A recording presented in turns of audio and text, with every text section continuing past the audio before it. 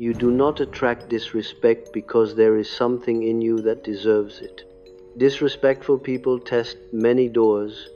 What decides the pattern is not whether they knock, but what they find when they push. The first violation is almost always small. Someone interrupts you, makes a joke at your expense, or dismisses something you said as though it had not been said. Your jaw tightens, but your mouth produces a softer answer than the one that first arrived. You notice the moment. That is what makes it confusing. You are not unaware, and you are not incapable of reading people. You hear the contempt hidden inside the humor. Yet, almost immediately, another part of you begins translating the event into something easier to tolerate. Maybe they are stressed, maybe you misunderstood, maybe correcting them would make everything unnecessarily tense. What you call understanding begins working before you have decided whether understanding is deserved. And so the disrespect does not become invisible, it becomes negotiable. This is the first reversal, and it is not the one you expect. The offense happened once. What happened the second time was quieter and entirely internal. When something in you decided how much of it would be allowed to count.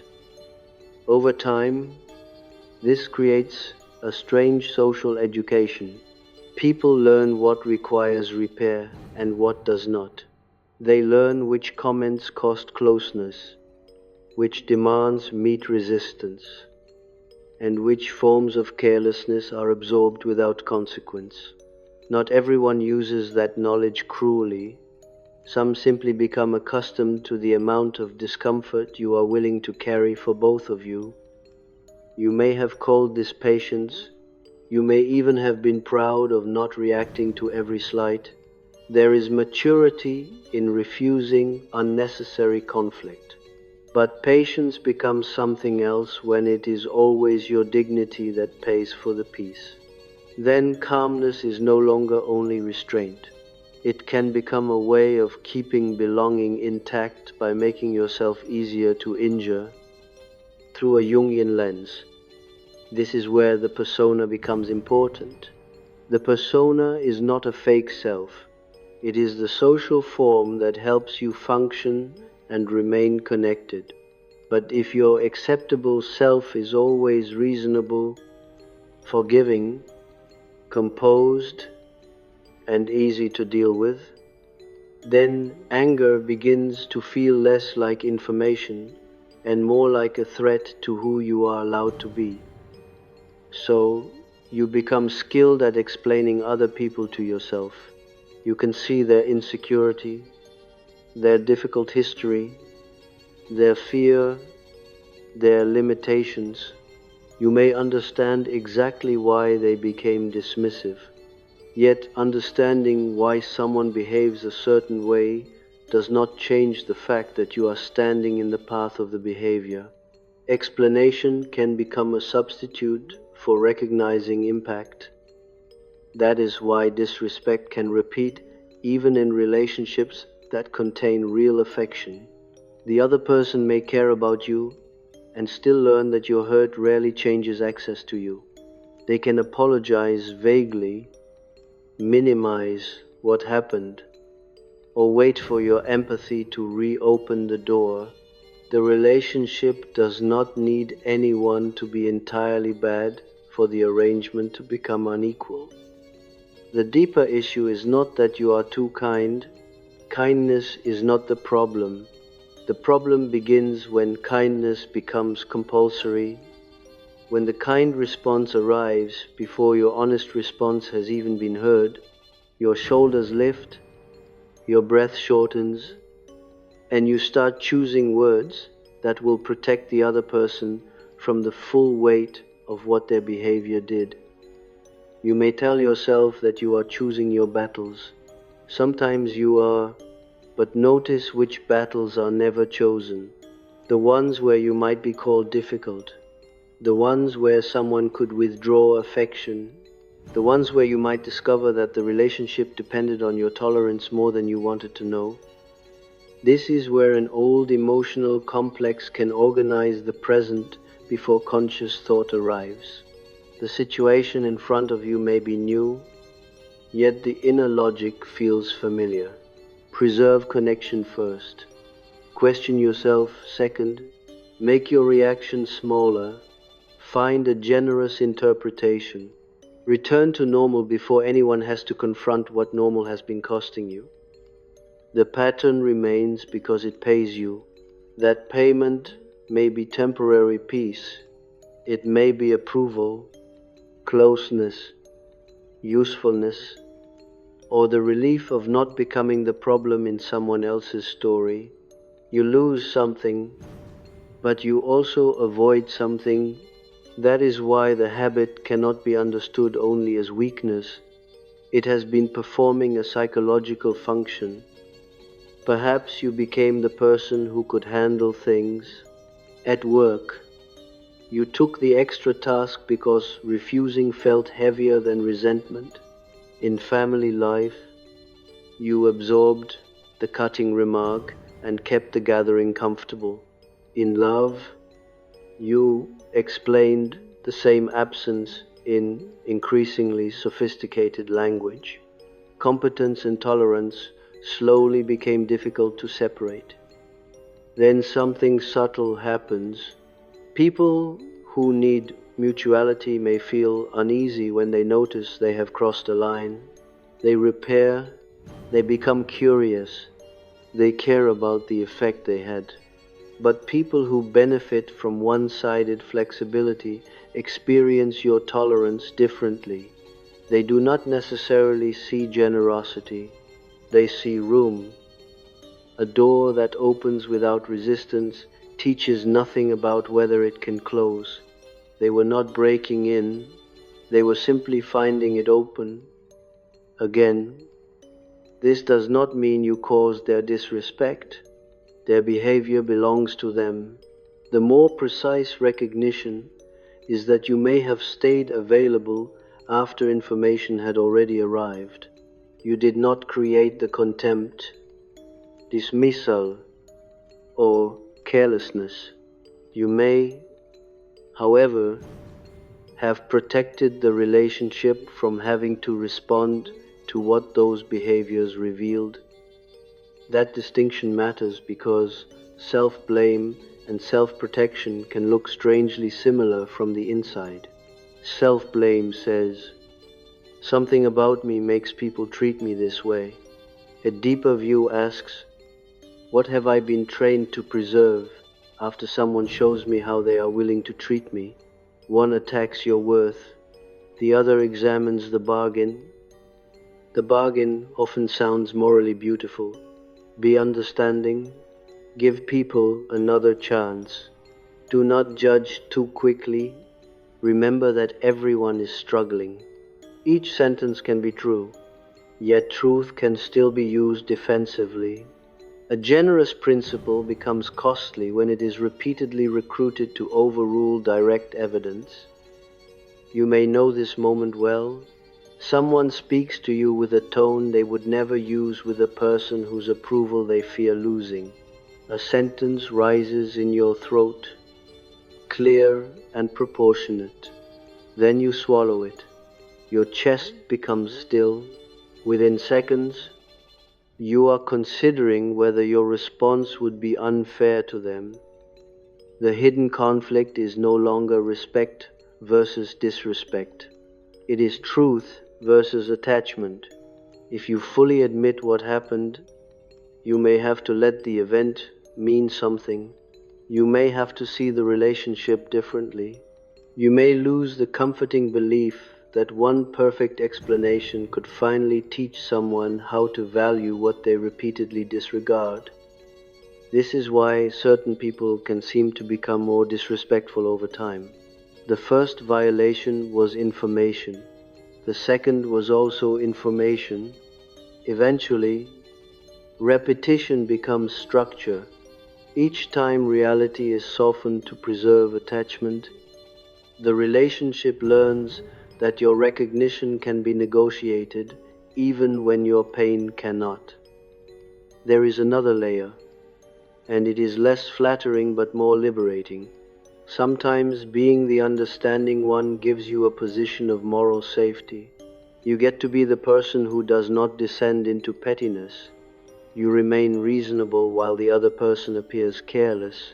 The shadow can hide inside this virtue. Carrying anger, you do not permit yourself to own directly. Jung's idea of the shadow is useful here because the shadow is not simply what is bad in you. It also contains what your conscious identity cannot comfortably admit. Your anger may be there, your refusal may be there, even the wish to disappoint someone rather than betray yourself may be there, waiting because your acceptable identity had no language for it. When those disowned reactions finally appear, they can feel excessive. You may suddenly become cold after years of accommodation, or feel an intensity that seems larger than the latest incident. But the latest incident is rarely alone. The reaction is carrying accumulated meaning. The present moment touches all the earlier moments you forced yourself to treat as insignificant. This is why you can confuse delayed anger with overreaction. You look only at the final event and think, why am I this upset about something so small? What you do not count is the history of self-correction that came before it. The anger is not proof that every past offense was enormous. It may be proof that too many small truths were denied permission to matter. The social cost is quiet. People begin bringing you what they would hesitate to bring elsewhere. The colleague assumes you will cover the gap. The relative makes the joke because you always recover quickly. The partner postpones the conversation because you are so good at understanding. Your strength becomes the reason others feel less urgency to change. And because you can endure a great deal, you may mistake endurance for evidence that the situation is acceptable.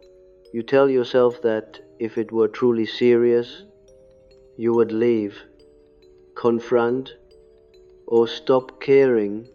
But human beings remain in painful arrangements for complicated reasons. Capacity to endure does not measure the quality of what is being endured. Another reversal appears here. You may not be attracting disrespect so much as failing to filter for what happens after disrespect appears. Everyone encounters inconsiderate, entitled, defensive, or emotionally limited people. The crucial difference is whether the first meaningful pattern becomes a source of information, or another occasion for proving how much you can understand. This also explains why a different kind of person may feel unfamiliar. Someone who notices your hesitation, adjusts without being forced, or takes your discomfort seriously can leave you strangely exposed. There is less for you to manage. Your old competence has no assignment. Mutual regard can feel almost suspicious when you are accustomed to earning stability through tolerance. None of this makes every conflict a revelation about character. People make mistakes, they misread moments, speak badly, become defensive, and sometimes need another chance. The distinction is not perfection. It is whether repair requires you to abandon your own perception first. A relationship changes when only one person's reality must become negotiable for closeness to continue.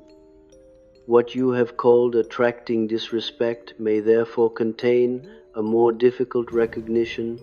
Your worth was never issuing an invitation.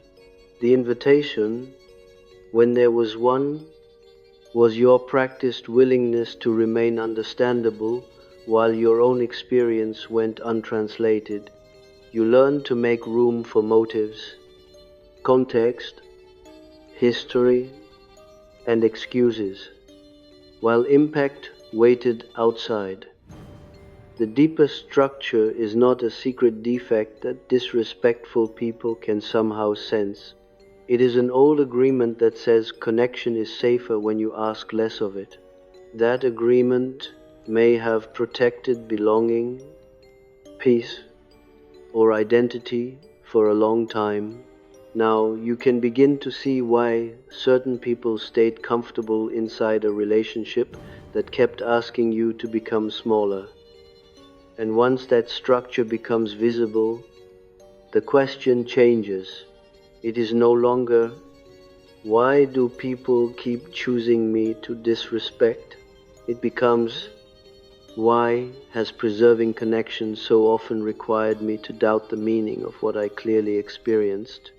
That question does not accuse you. It reveals the bargain that had been operating before you ever consciously chose it. That old agreement rarely begins as a conscious decision. It is built through repetition. Each time you remain easy to be around after being hurt, something is reinforced. You learn that connection continues when you can absorb the impact quietly. Other people learn that your discomfort is survivable, especially when you are the one doing the surviving. At first, this may look like emotional maturity. You do not explode. You do not turn every offense into a crisis. You give context. You leave room for complexity.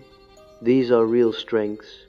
But a strength can become a trap when it is required in every direction except your own. Then maturity becomes the language through which your limits are negotiated away. The bargain survives because it creates predictability. If you are the reasonable one, you know your role. You can anticipate how the interaction will go. Someone crosses a line. You feel it. You soften the meaning, and the relationship returns to its familiar shape. Nothing is truly repaired, but uncertainty is reduced. Familiar pain can feel safer than an unfamiliar boundary.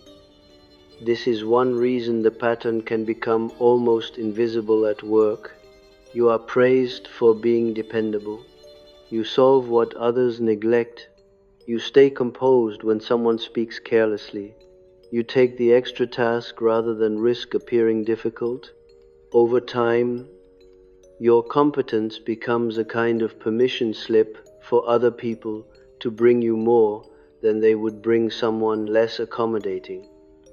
The problem is not that responsibility is false. You may genuinely value competence, loyalty, and steadiness. The problem begins when these qualities become compulsory. You stop asking whether you want to help and begin asking how to help without causing friction. Preference disappears inside usefulness. And eventually usefulness becomes the only version of you that feels socially safe. In family life, the same arrangement can become even harder to see because it is often called love. You may be the one who keeps conversations moving, explains the motives of everyone involved, remembers the context, and makes room for old wounds. The family may appreciate your steadiness while never noticing how much of yourself must remain unexpressed for that steadiness to continue. Perhaps no one ever explicitly told you to tolerate disrespect. More often, the lesson was indirect. Certain reactions were welcomed, and others made the room harder. Calmness brought approval. Anger created tension. Forgiveness restored belonging faster than confrontation. You learned which emotional version of yourself kept connection available, and that version became increasingly automatic. This is where the persona begins to harden. The social self that once helped you belong starts deciding what can be felt, said, and shown, you become the person who understands, the person who gives another chance, the person who does not make things awkward. The role is admired, so the cost can remain hidden even from you. And because the role is admired, resentment becomes difficult to interpret.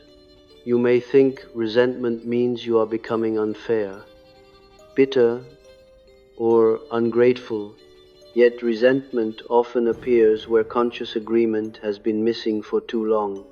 It can be the emotional residue of too many yeses that never contained a real yes, and too many silences that were mistaken for peace.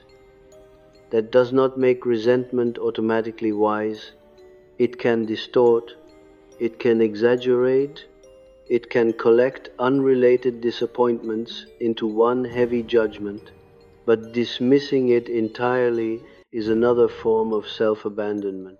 Resentment sometimes carries information about a boundary that was never allowed to become language.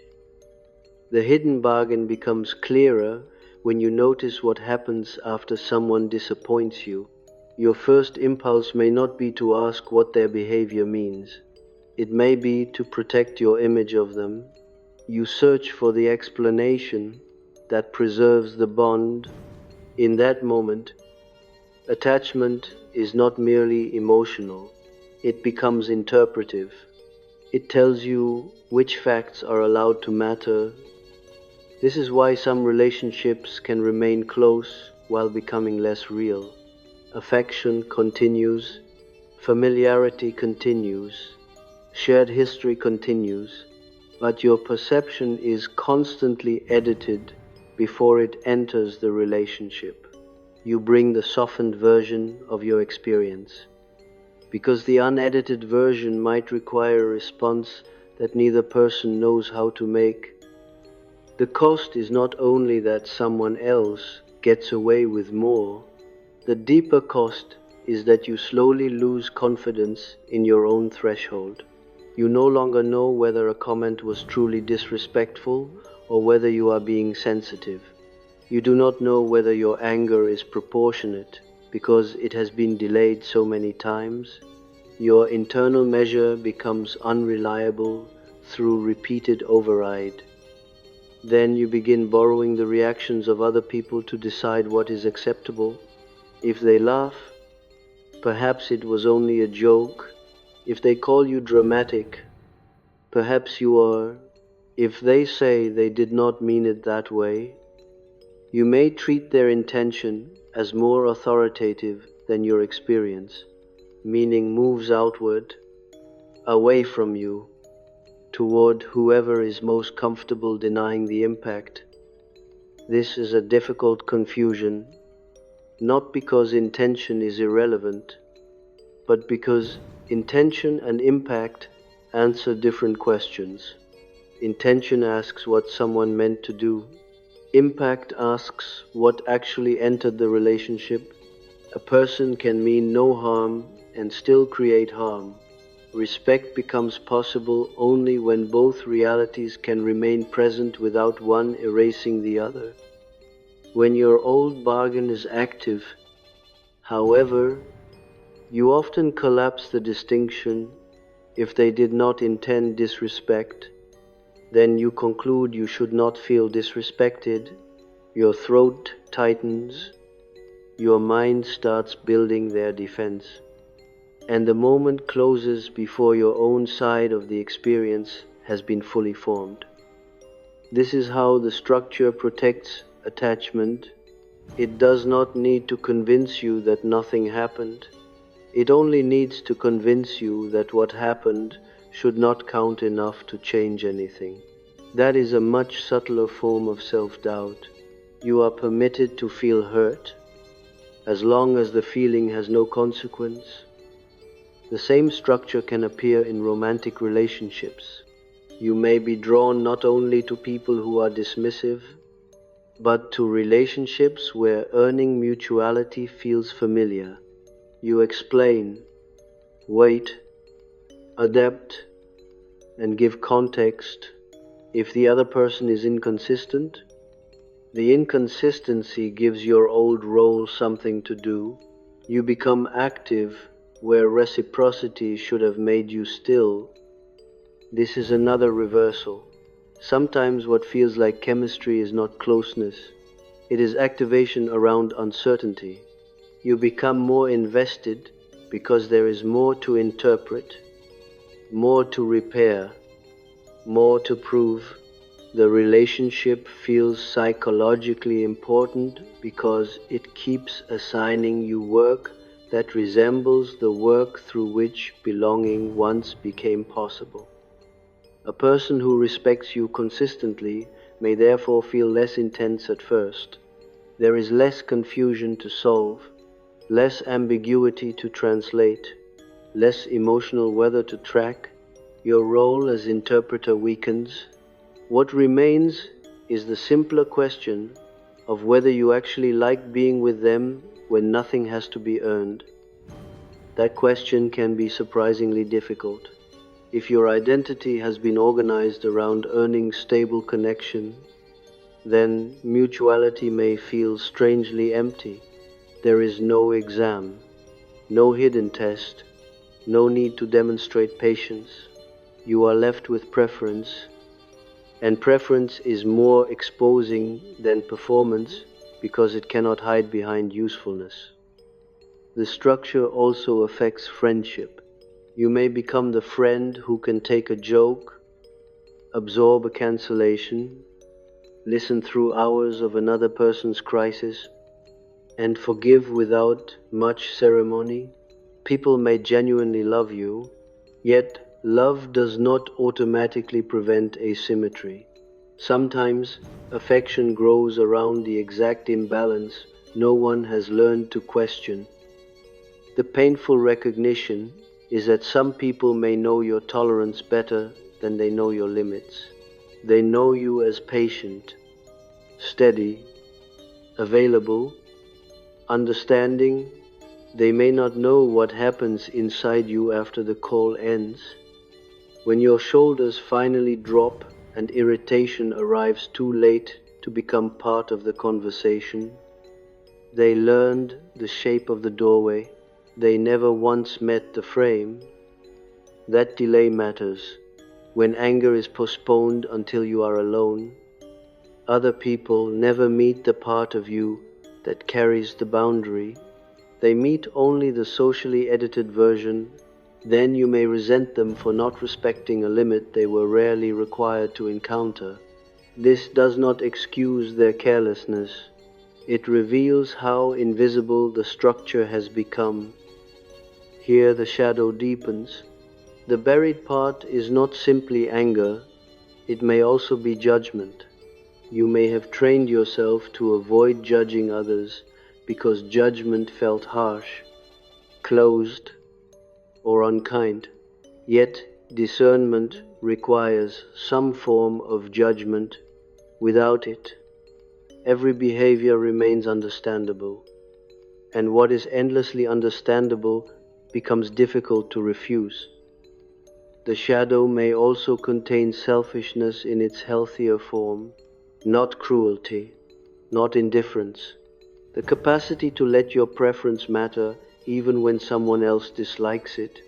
The capacity to say that a request is too much without proving that the requester is unreasonable. The capacity to disappoint another person without converting their disappointment into evidence of your guilt. If that capacity has been disowned, then disrespect has more room to stay. You may wait for undeniable proof before responding, because ordinary discomfort does not feel morally sufficient. You need the offense to become obvious enough that no reasonable person could question you. By then, the pattern is already established, and your anger has accumulated beyond the original event. This need for certainty can keep you trapped longer than the disrespect itself. You want a case strong enough to defeat every objection. You want evidence that justifies your reaction beyond dispute.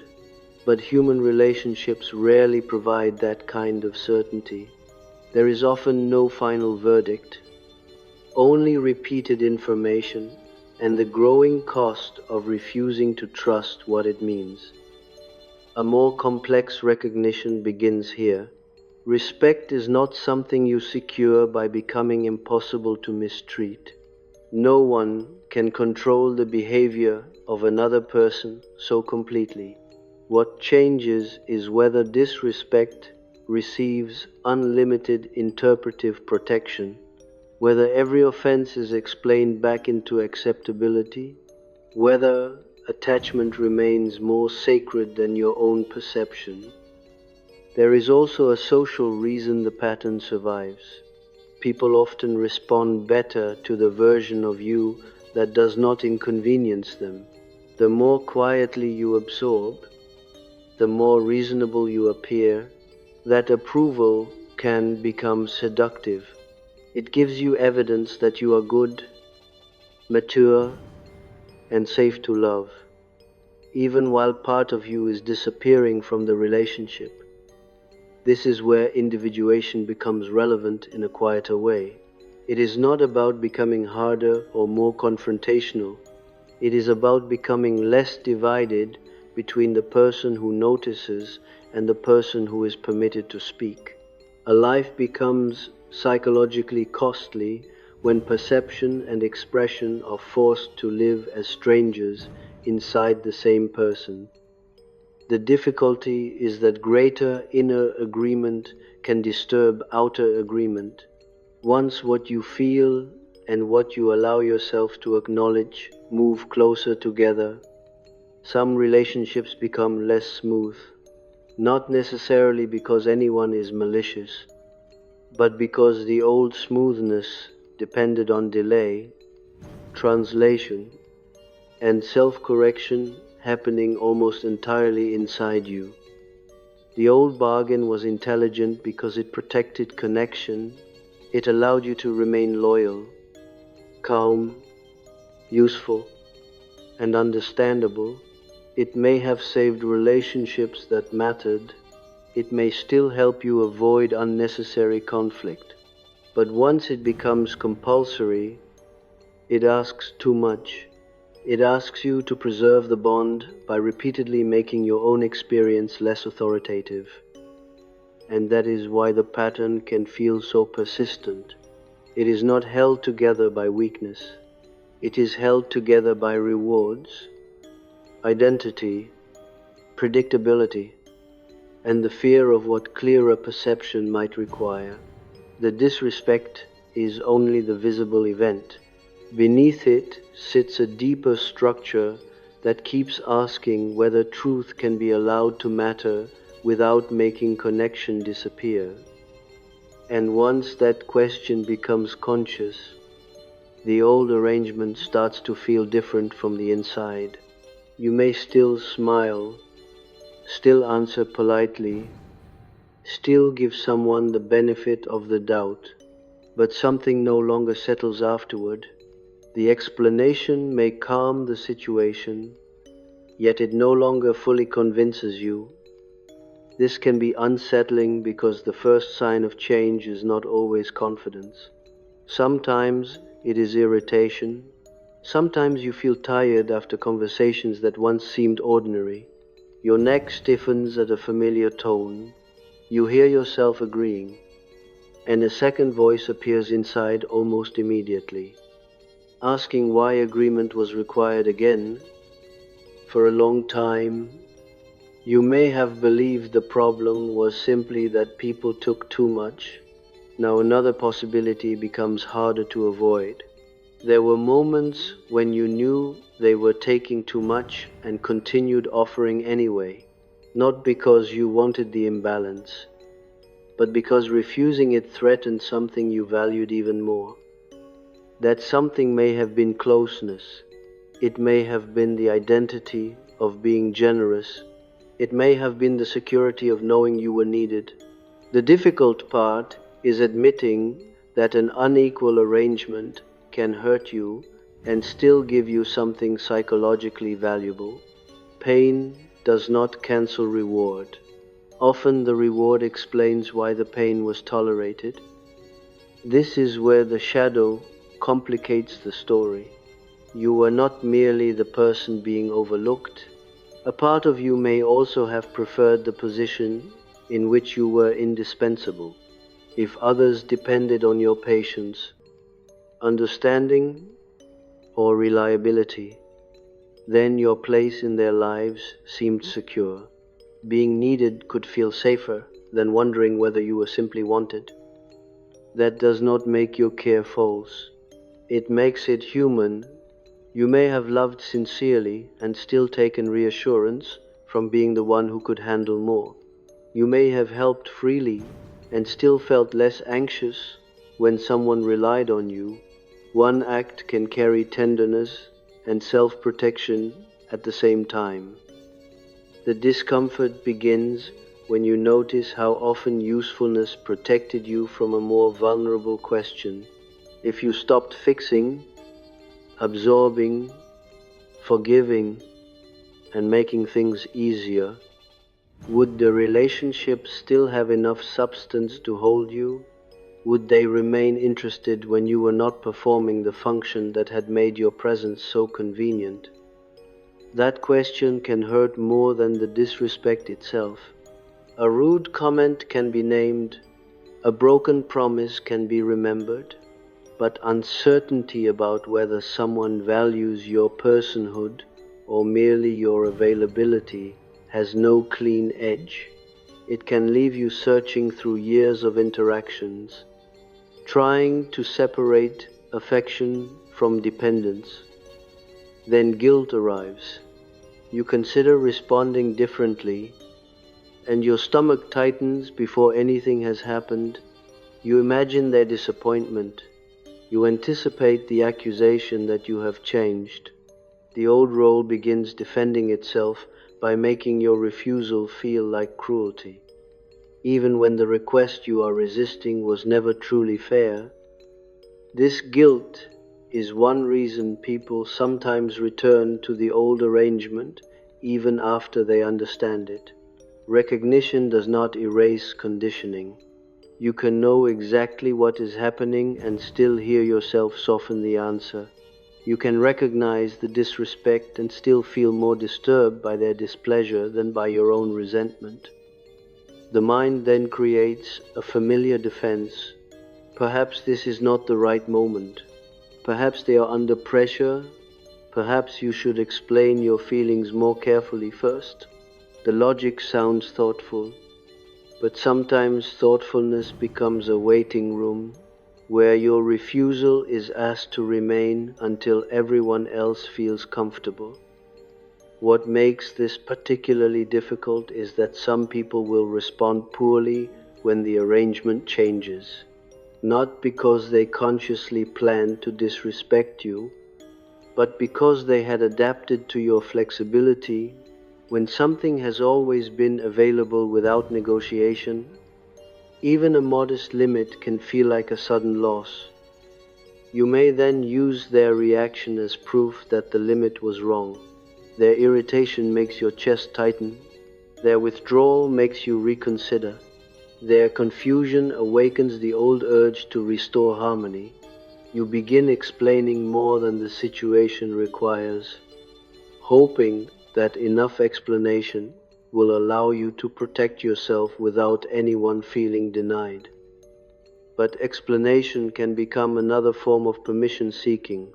You present evidence, context, history, and emotional nuance as though your limit needs approval before it can become real.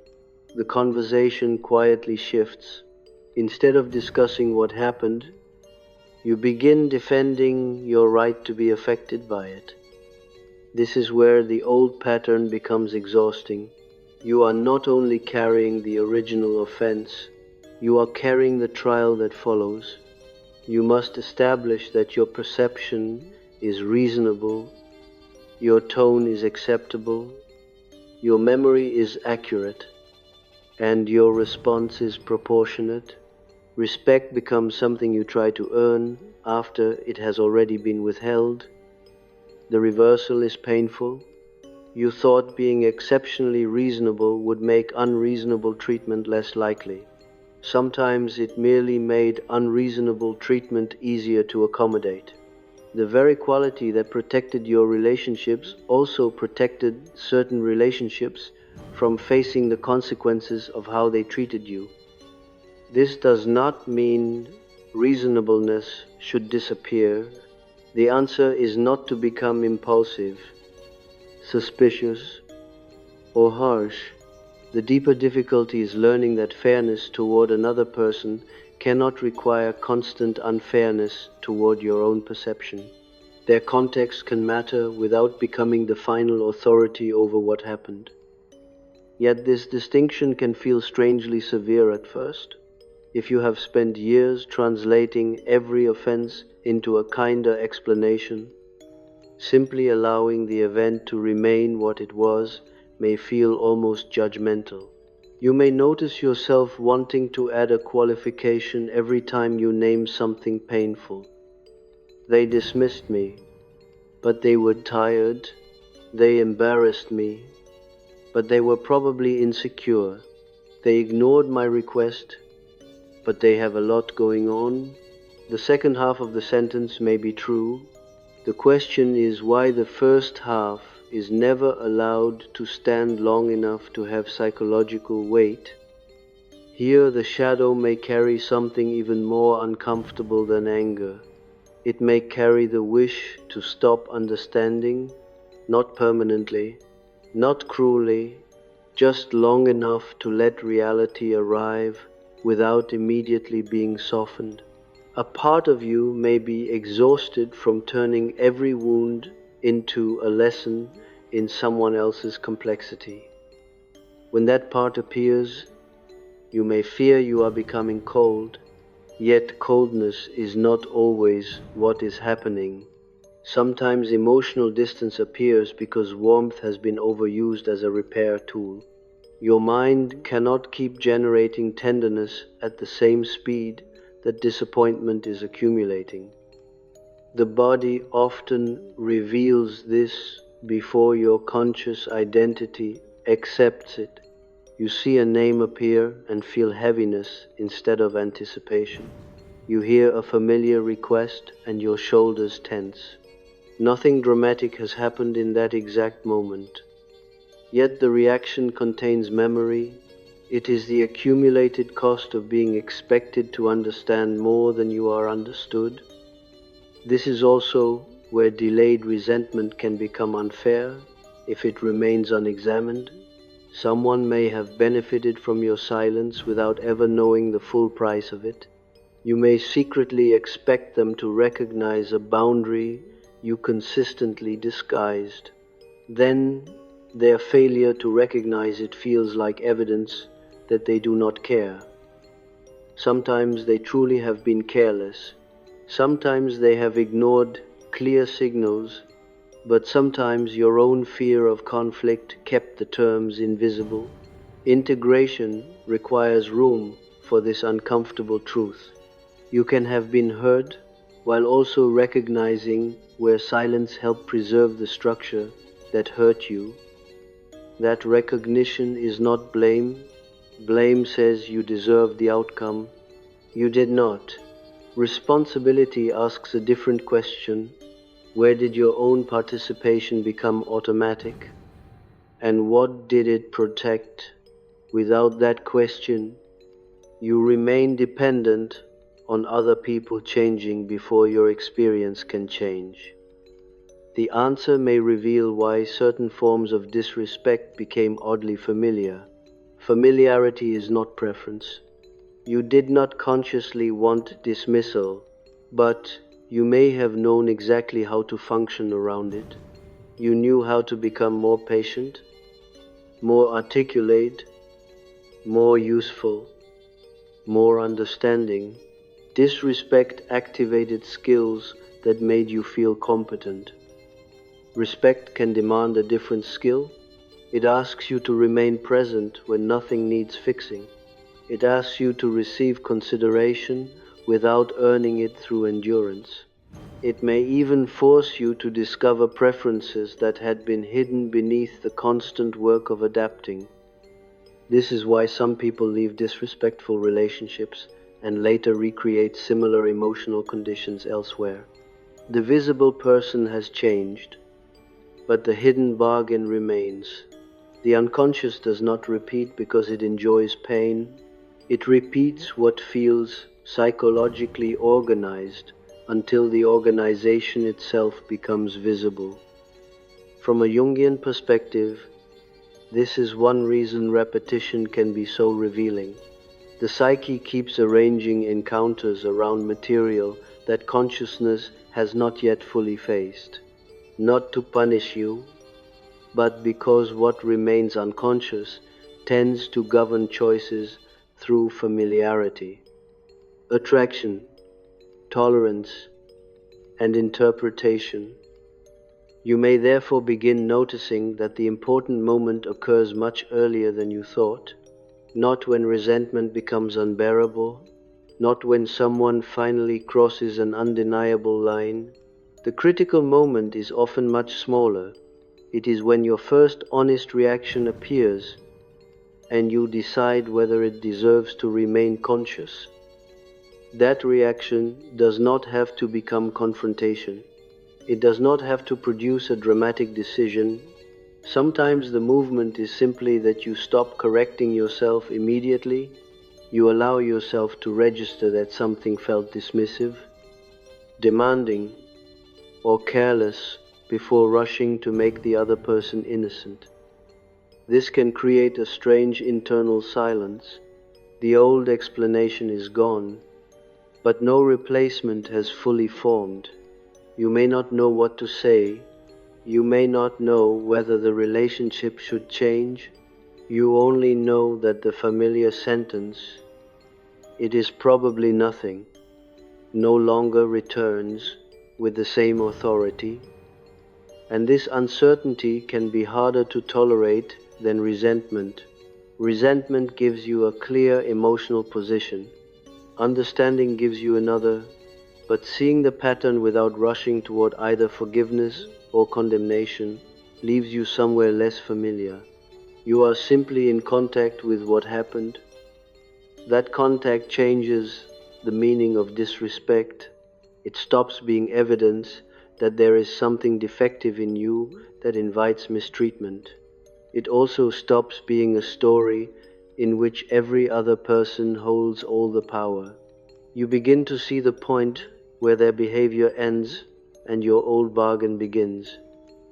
The bargain once promised that if you remained patient enough, clear enough, generous enough, people would eventually recognize your value without being asked to confront the cost of overlooking it. What becomes visible now is that the promise was never guaranteed. Sometimes all your tolerance taught them was that tolerance would continue. You may grieve that recognition because it removes a comforting fantasy. It means understanding another person does not necessarily make them more capable of mutual regard. Loving someone does not automatically teach them how to handle your limits. Being indispensable does not prove that you are deeply known. There is no clean replacement yet. The old role still knows how to protect connection, and the part of you that is tired of performing it has not fully learned what comes next. You may still soften, you may still explain, but each repetition now leaves behind a clearer question. How much of this relationship exists because I am loved? And how much exists because I keep making myself easy to disregard? That question is difficult because the answer is rarely pure. Some people have loved you and still benefited from your silence. Some have cared and still become careless with what you kept absorbing.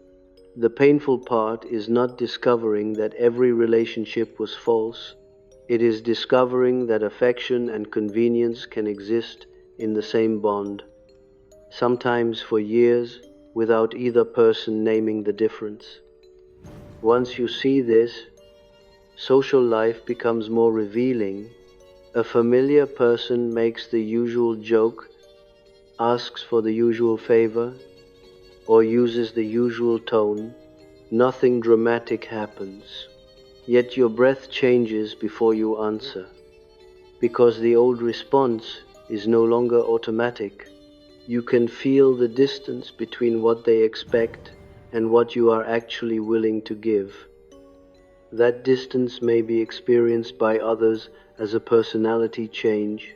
They may say you are more sensitive now, less easygoing, harder to talk to. Sometimes they are naming genuine awkwardness as the relationship adjusts. Sometimes they are naming the loss of a version of you who carried more discomfort than anyone realized, while making that burden almost invisible. This is where your old confusion can return. If enough people say you have changed, you may wonder whether the problem really is you. The temptation is to restore the old smoothness just to prove you are still kind.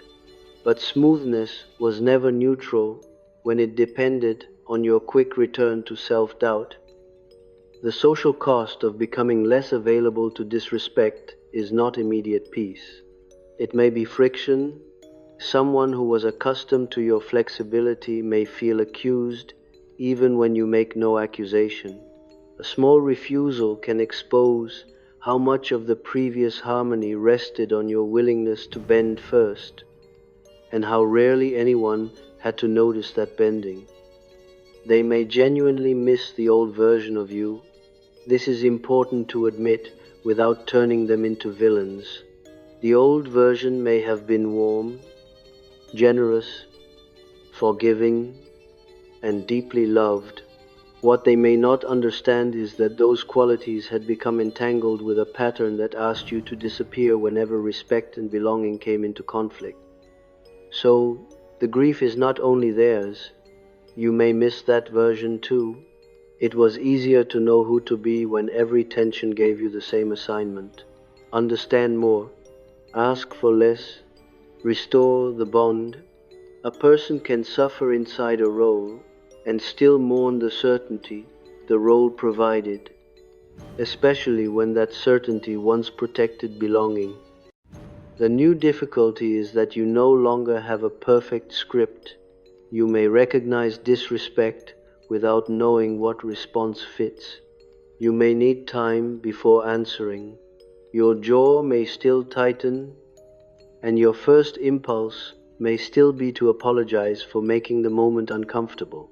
Recognition arrives before confidence does. The first time a door resists, the sound is louder than anyone expected, and you may find yourself apologizing for the noise rather than for the refusal. This is why the change can look inconsistent from the outside. One day you say nothing. Another day you speak clearly. Another day you leave the conversation feeling angry that you softened again. The old structure was built through repetition, so its loosening is rarely elegant. Awareness does not instantly become a new personality, and self-trust does not arrive on command. What changes first is the authority of your own perception. You begin noticing that another person's disagreement does not automatically cancel what you experienced. They can insist that they were joking, and you can still recognize that the joke carried contempt. They can deny intending harm, and you can still admit that something in the interaction changed. This is not certainty about everyone else's motives. In fact, it requires less certainty. You do not have to know whether someone meant to diminish you before allowing yourself to notice that you felt diminished. You do not need a complete psychological explanation before deciding that an interaction has become costly or that repetition is changing what the relationship means. That distinction removes one of the old traps. Previously, you may have believed that protecting yourself required proving the other person was wrong. If you could not prove bad intention, you felt obligated to keep the relationship unchanged. Now the question becomes simpler and more difficult. What happens inside you when this pattern continues? A colleague may continue speaking over you even after you have made space for them repeatedly. A relative may keep using humor to say what they would not say directly. A partner may keep treating your requests as negotiable. The meaning does not come from a single incident. It comes from what repetition asks you to keep overriding. At this point, some people will adjust. They may notice the shift and become more careful. They may ask what happened without trying to control the answer. They may not understand immediately, but they show curiosity about your experience. Respect does not require perfect agreement. It requires that your reality can enter the relationship without being punished for existing, mocked, or translated away. Others may respond differently. They may argue about your tone, question your memory, or insist that you have become difficult. Again, this does not automatically make them malicious. It may mean that the relationship had no practiced way to include your limit. Your refusal reveals a weakness in the structure that your accommodation once concealed. This is where the old bargain makes one final persuasive argument. It tells you that if you were more evolved, you would not need anyone else to change. You would understand them without taking things personally. You would remain calm enough to absorb the difference. The language sounds mature, but it quietly restores the original imbalance. Understanding another person is not the same as volunteering to remain available to every version of their behavior. Compassion does not require endless access. You can see someone's fear, history, defensiveness, or limitation without using that knowledge to erase the effect they have on you. The shadow also becomes more visible in social reality. Once you stop automatically swallowing irritation, you may discover that some of your goodness contained fear. Some of your patience contained the hope of being indispensable. Some of your understanding protected you from the risk of saying no and discovering who would stay. This can be difficult to admit because it removes the clean story in which you were simply generous and others were simply careless. Human arrangements are usually more complicated. You may have been treated unfairly, and you may also have received identity, security, or belonging from the role that kept the unfairness tolerable. Both truths can remain true without canceling each other. That recognition creates a more adult form of dignity. It is not built on innocence. It does not require you to prove that you never contributed to the pattern. It asks only that contribution be distinguished from cause. You did not cause someone else's contempt. You may have helped preserve the conditions in which its consequences remain small. Once those two truths can exist together, shame has less work to do. You no longer need to ask what flaw in you attracts disrespect, because the question was too crude.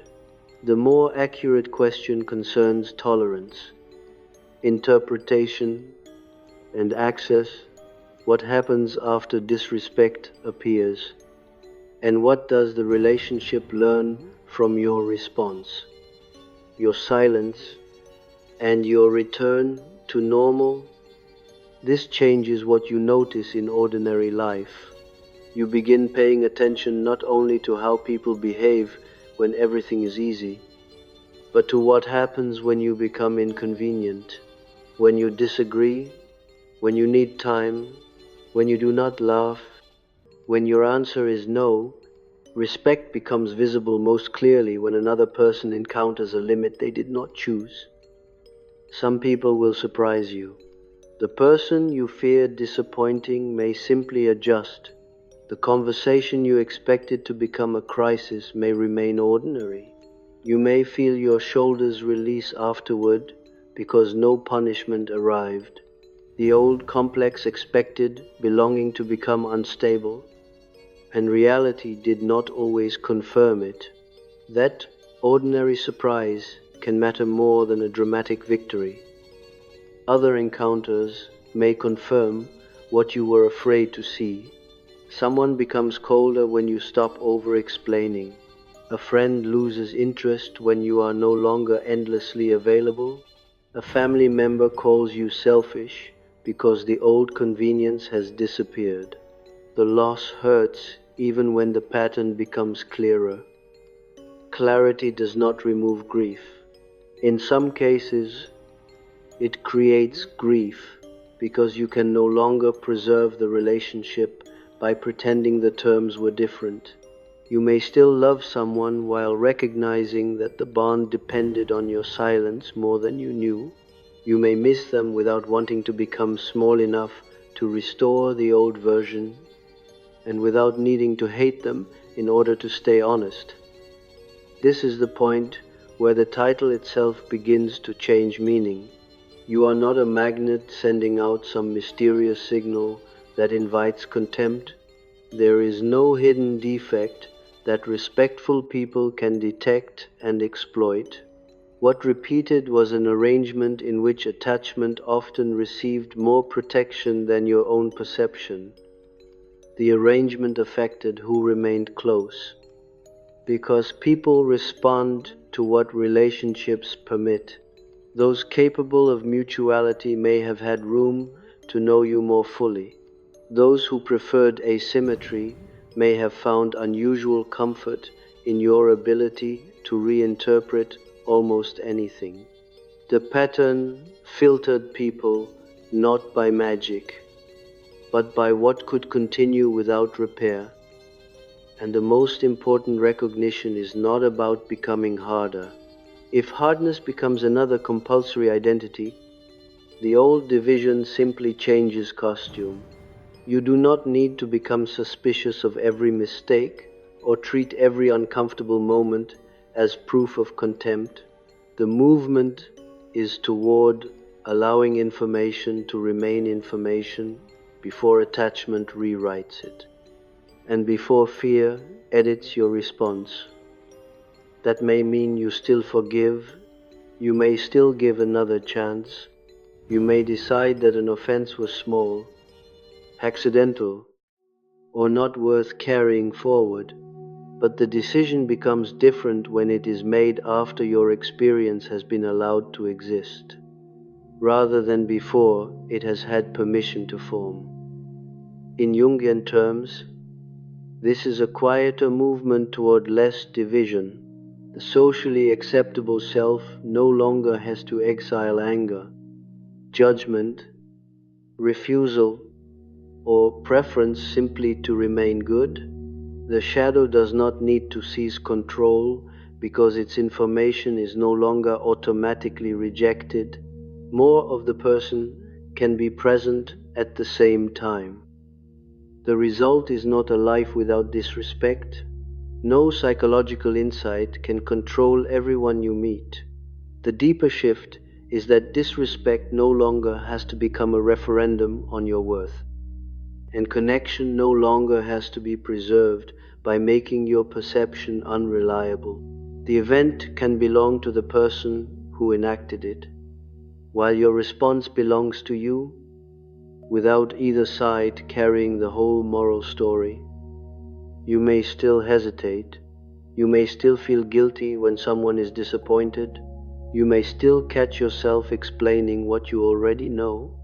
But the old bargain has lost some of its invisibility. The moment after disrespect is no longer empty space where habit alone decides what happens.